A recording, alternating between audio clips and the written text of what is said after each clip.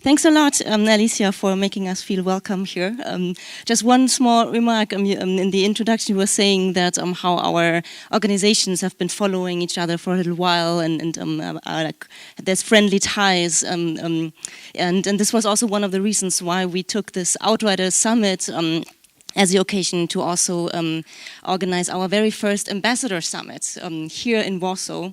And it's been a great pleasure to follow this conference, because again and again I thought we are bringing some people who can also share their stories on a lot of topics that we addressed already. Just to give you a hint, Priyanka, who joined me here in a moment, she was actually just walking 400 kilometers together with Paul in this Out of Eden walk. Remember at the beginning, in the keynote, we heard about the slow journalism. So Priyanka, if you want to hear a local perspective on this thing, she's right there. And also we have a wonderful colleague, Rihanna from Madagascar. She's also here. There's Mercy from Nigeria. We have people from Myanmar, from the States, from Europe. So anytime you're interested in a local perspective on all the things that we read in the New York Times, please take the chance and get the people in the lunch break or so outside. We're here and we're very happy to share and exchange. So I do have slides. Just one very brief word. So this is Hostwriter. My name is Tabea. I'm a co-founder and CEO.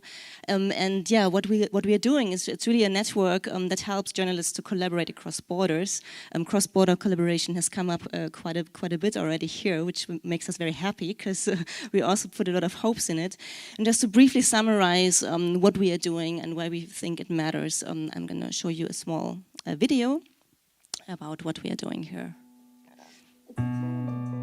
It's a challenging time for journalism. Hier nur noch so beflügeln. Polarization and nationalism are on the rise. Make America great again. But stories don't stop at the border. We need to collaborate to get the full picture. We live in a globalized world that's constantly changing. Events in one corner of the world cause ripple effects and influence lives thousands of kilometers away. To report on these global issues, we need to collaborate with local colleagues. That's why we created Hostwriter, a platform that connects journalists worldwide. I was able to find the right journalists that I can work with on the story of Chinese investment in Cameroon. Without the platform, we won't be able to have the access to both the Chinese side and the Cameroonian side of the story. On Hostwriter, you can find co-authors to cover global topics, like the long-term story about air pollution from 8 different countries. We see cross-border collaboration as a way to tell global stories and to overcome national bias. Help us help the next generation of journalists doing quality journalism across borders. So everybody who knows the Outriders network, I'm sure you saw the deep breath that was their story, and this is how we first got in touch. So we want to address a topic. I feel it's kind of summarizing a lot of things that were addressed already, and I'm very happy to have Priyanka Borpurari and Chansun also joining me on stage. We want to look at it's the story first. That's the topic of this conference, and we would like to take a little step back because as journalists, we all know this saying: "Go out and find the story." And it's kind of this concept of journalists are neutral, objective, and impartial, and we go out and then we find the story, and it's there, and now we just have to tell it and write it down or something. We actually think that is a problem because what we find, like what's the story out there, what's the narrative that we choose, is also saying something about us. Like, who are we? Where are we coming from? Are we parachuting into a country? Are we working together with local sources? What is our belief system? We could really take this a long way. Like it's not just the story out there, it's also like what story is it that we see, and we do think that there's always a selection process, and that cannot really be objective. If we give some historic examples, that there's like something like media bias, and that we might have a problem because of lack of female voices or lack of people of color in media, in front of and behind the camera, so to speak. That was just recently acknowledged this year with 2 examples that I find really interesting. The one is, let me press once more, then it should be moving. No. Anyway, the Overlooked is a website from the New York Times, and this is a collection of obituaries of women they never cared to portray, because at the time it wasn't important to portray women. Another example was from the National Geographic. They had an historian looking into their history of covering people of color, and they came out with saying, well, sorry, our coverage was racist. So I think media bias or blind spots is a really important topic, and we are very hopeful, and I'm happy with this cross-border journalism. We think this is a big potential by collaborating with local people, by having different perspective on a story, that we can go to do more accurate reporting. And it's not about well-being journalism, or what's the new term? Anyways, it's not about feeling better or being politically correct. It's actually about better reporting, about more accurate reporting. So I think diversity is key here, and we would open the stage for some suggestions for better cross-border reporting. And we start with Chan, and I'm very happy to give you the floor. Thank you.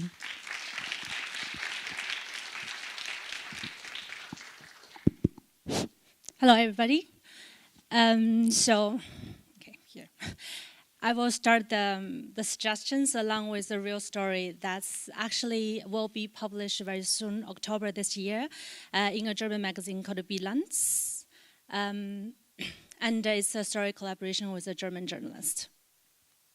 So how it started? A bunch of us journalists sitting in a Berlin bar, and we had a couple of beers and wines. You know how it goes in the evening, and then we want to pay at the end. It's a very sort of dedicated bar where you expect you would be able to pay with a credit card or any sort of a cashless payment, but no, not really.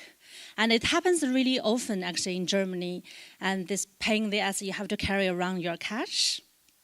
And then they started asking me, so how is the situation there in China? It's like nobody carries cash around anymore. Everybody pays with their mobile phone, actually. And even when you go to a small food stand, you will be able to pay with your mobile phone for something worth of 20 cents of euro. And then I started to talk about how the whole mobile payment system works in China. Okay, all the privacy and kind of control aside, but how just technology, or digital technology at least, transformed in past decades in China is astonishing. And there are a bunch of journalists, so they actually well-traveled, they're well-read, but they're still not aware of actually what's going on there. And then we jump to the topic, says, okay, then we should write a story about it.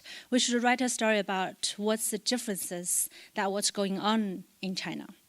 And then we dived into the story. Okay, we want to pick one technology that's in the center of the spotlight, which is the buzzword of 2018 or possibly also 17, is blockchain. So we decided with one of the German journalists, we want to write a story about the blockchain landscape in China.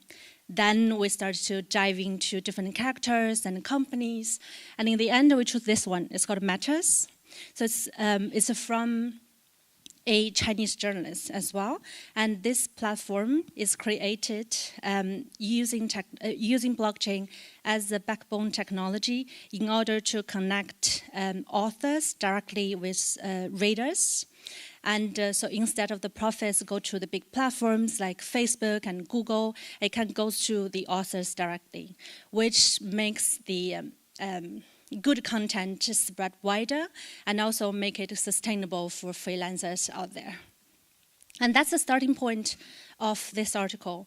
And of course, because blockchain is, by its nature, is a decentralized technology, and whatever is written on the blockchain cannot be moved, cannot be deleted, and cannot be modified or being censored. And exactly this begins our long talk of war, where exactly this story should go to and what's the main focus of the story. And as you all know, it started as about innovation and technology in China. But as a lot of, I'm pretty sure there are a lot of Germans sitting down there, and from German media, what do you read about China? You read about human rights issues, violations, and you either read a story about human rights activists are the ones being suppressed, or you read about air pollutions, or you read about giant pandas. I think that's the main three topics that I read from German media. And I'm not here to defending anybody or take any perspective, but I'm saying that that's not the whole of China. There's so much of it to it. There's so many layers. And the story we begin is actually about technology. It's not entirely a political story. But in the end, it became this very long discussion. Every time I would bring out the technology part, and he would bring out the political part. And even in the interview with the main protagonist of Matters, the founder of the platform, and what I want to ask is about, okay, so what's the technology behind it, and what is this whole ecological system for cryptocurrency, etc. And the first question he asked is, oh, so you worked as a journalist in China, so how was it? Have you ever had a policeman coming over to your house? And so are you afraid that you're doing this platform which is against the government, etc.? And I understand that point, but the lady's answer is actually made my point as well. And she said, this platform is to support quality journalism and to support good content. And I did concern about Chinese censorship and government, but it goes beyond more than that. It's actually about not only China, but the whole world.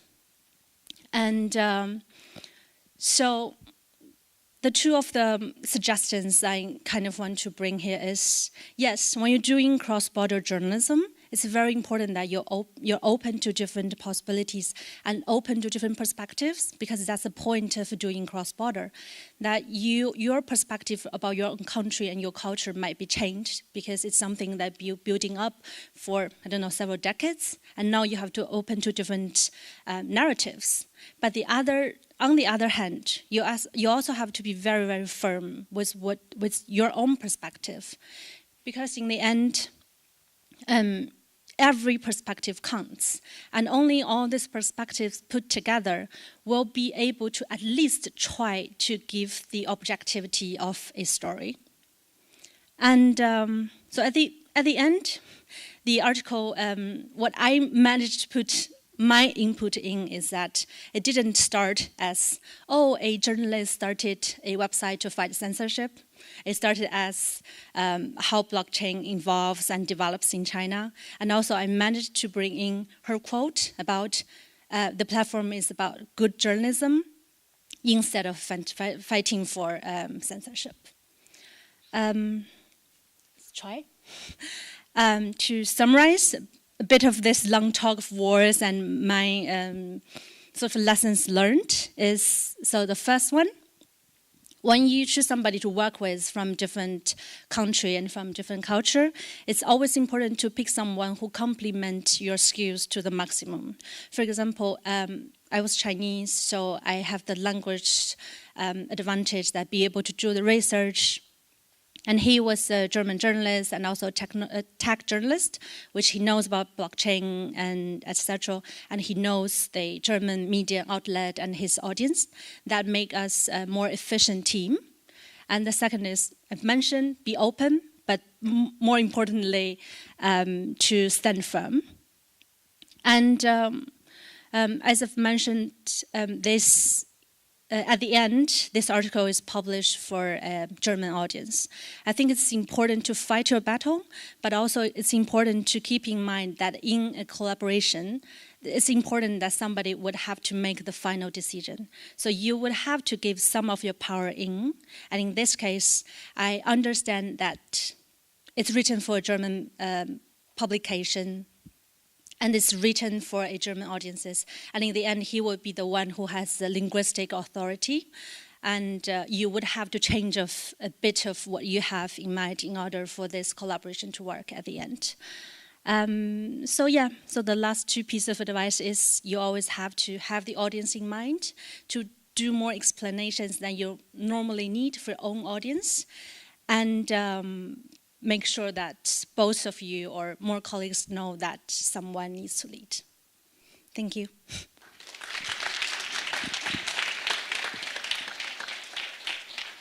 Thanks a lot for sharing. And Priyanka will also give an example from India. Yeah, taking the struggle of fighting for your narrative, of setting narratives next to each other. So there's a second example. Thanks, Tabea. My name is Priyanka. I'm a journalist from India. I tell stories, and I'd like to go beyond my area of India to tell stories. And that's because stories, I think it's not just because I come from India and I'm a woman that I should just be restricted to that space of telling the stories. So, like my colleague started, in December 2012, India suddenly became very famous for something really bad that happened of a girl who was raped in a moving bus, and then eventually she died. Months later, I was contacted by various American editors asking me to just cover women and rape in India. And that's very interesting because, yes, sexual assault is increasing in India, maybe because there are more cases that are being reported, but that's not the only narrative of Indian women. Just like being at international panels, I often get asked, so how does it feel like to be a woman journalist in India? But I don't think a white man is ever asked, how does it feel to be a white man covering the rest of the world? So I think those are important questions we need to ask to the other side too, but that doesn't quite often happen. In any case, after the rape, and there was a lot of discussion about how do we ensure that our women are safe in public spaces, bring in technology. And so there were mobile apps. And a random search online over just an hour, and I found there were 43 mobile apps that had been launched across a period of 1 year in different states of India. And most of them were not working. So I pitched this article to The Guardian through some contacts, because you need to get a Guardian editor through some reliable contacts to get notice of your work, no matter how good you might be at it. And so I pitched the story. It's interesting that this was a British publication. I think the editor holds an American passport and I'm Indian, because that's not quite often that happens, the way the stories are written. There's a lot of that parachute journalism happening, but the local perspectives are missed in it. So, again, it came with that same attitude of, can the mobile phone save the woman? Can something that is out there, can we make use of technology?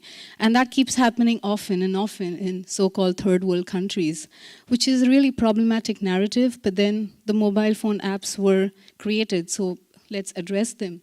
And I found out that 73% of the women who had some of these apps had not ever used it.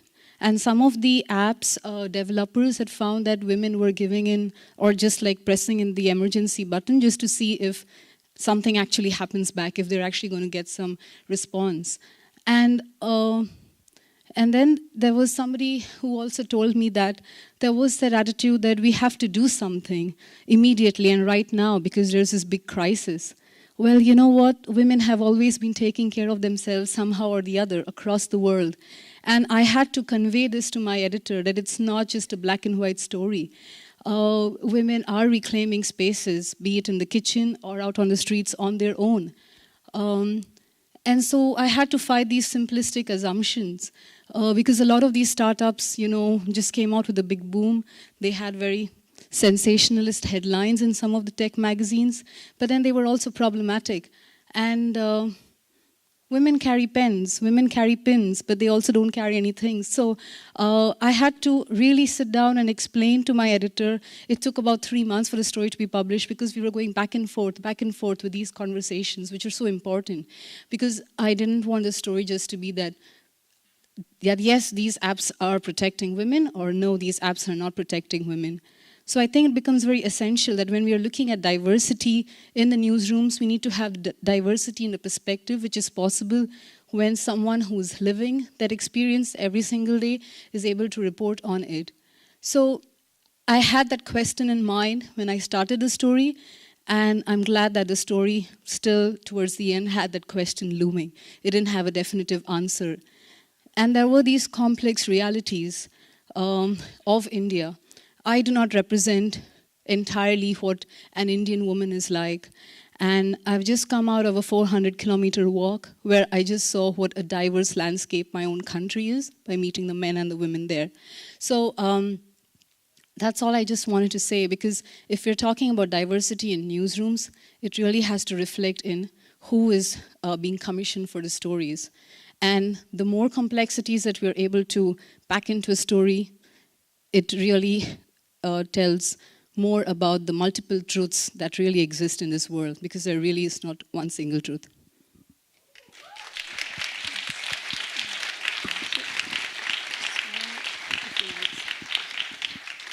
Thanks a lot. To briefly summarize this whole question of diversity, multiple perspectives, local perspectives, what's the narrative here? This is like for us at Hostwriter, we feel it's a very important topic, and this is only the start of a longer research. So if anybody here downstairs, sitting here, if you strongly agree or strongly disagree or would like to contribute, we are planning a publication, and it would be wonderful to also hear your story, examples, or your thoughts on the topic. So thanks a lot. We are stopping dead here, and Jakob, we are very happy to now go on the award part to celebrate cross-border journalism, not only because of the great new narratives it creates.